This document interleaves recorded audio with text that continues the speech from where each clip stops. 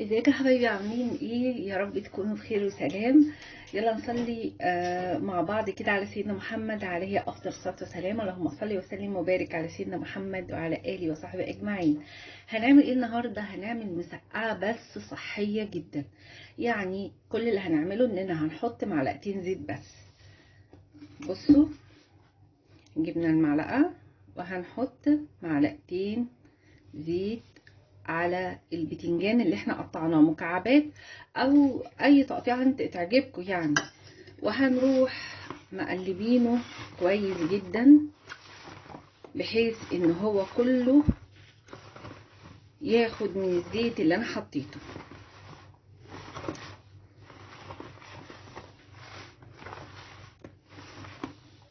نحط عليه الفلفل هو كمان، وبرده نقلبه.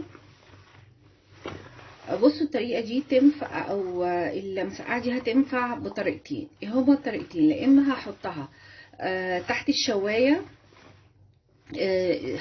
هجيب صينيه وافرش ورقه زبده واحطها تحت الشوايه، لا اما هحطها في الاير فراير. انا هحطها في الاير فراير والطريقه هتطلع تحفه. البتنجان هيبقى زيه بالظبط زي كانه قالينه في الزيت.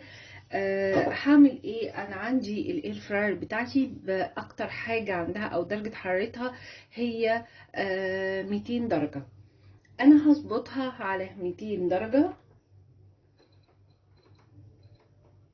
وبعدين هظبط الوقت على 10 دقايق، وهروح حاطه البتنجان. هوريكم دلوقتي حطيته كده في الحله، وحطيت كمان معاه الفلفل. بس نلاحظ حاجه، ان الفلفل ممكن ياخد 5 دقايق بالظبط. هقفلها واروح مشغلاها، وبعد 10 دقايق ان شاء الله نشوف ايه اللي هيكون. بصوا اول حله طلعت معايا، شايفين الفلفل شكله عامل ازاي؟ متحمر وشكله بيلمع زي الفل. بصوا بقى البتنجان، شايفين طري؟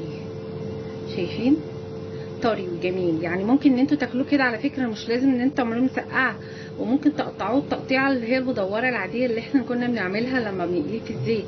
يعني هيطلع معاكم طري وجميل زي الزبده كده اهو، شايفين؟ وفي منتهى الروعه. هنطلع بقى باقي الحله التانيه ونشوف هنكمل المسقعه ازاي. كده حطينا معلقتين زيت عليهم قطعة توم، هنقعد نقلب فيها لحد لما تبتدي يعني عارفين تطلع لها ريحة. انا مش عايزاها محمرة، انا عايزاها مجرد انها تطلع لها ريحة وايه يعني تندمج مع الزيت في اول فترة تحميرها. هنشوف دلوقتي بعد ما تعمل وهقول لكم هنعمل ايه. بصوا هنا ابتدت اهي، ابتدت تدخل في التحمير. فهروح عامله ايه؟ هروح حاطه عصير الطماطم،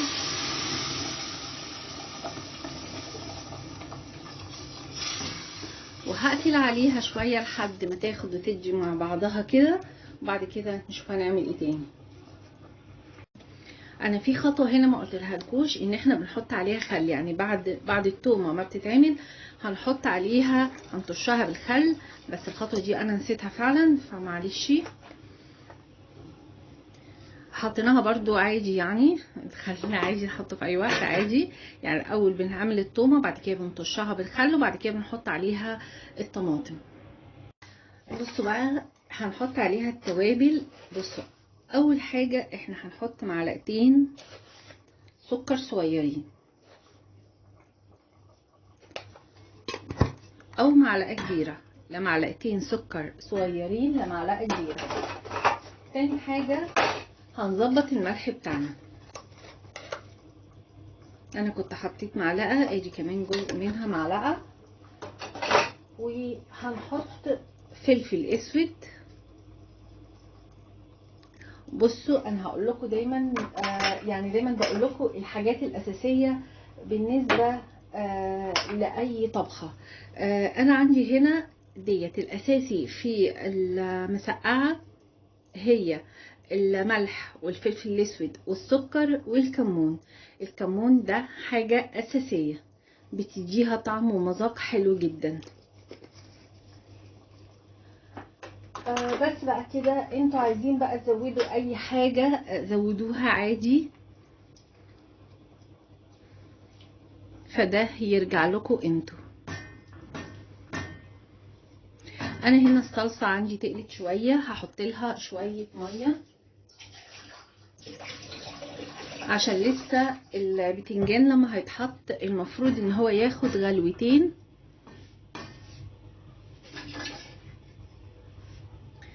فهنا جبت البتنجان معاه. انا شايفين انا حاطه ايه، حاطه حبه توم نيين برضو، بحيث ان التوم ده بيدي للبتنجان مذاق حلو جدا غير اللي احنا حمرناه.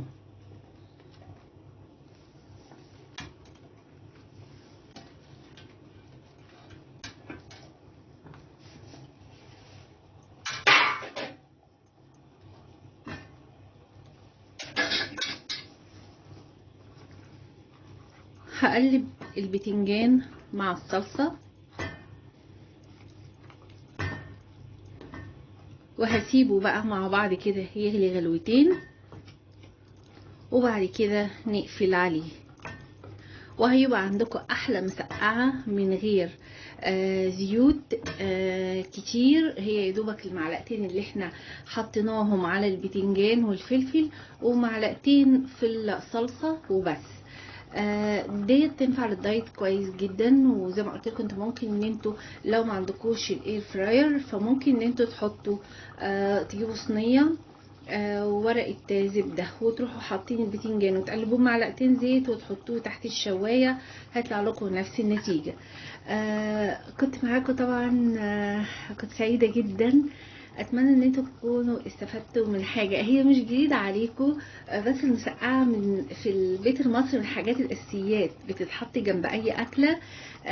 وطبعا بيستحسن انها تكون من غير زيوت كتير. فاتمنى ان انتوا تكونوا استفدتوا من الطبخه اللي انا عملتها لكم. ومع السلامه.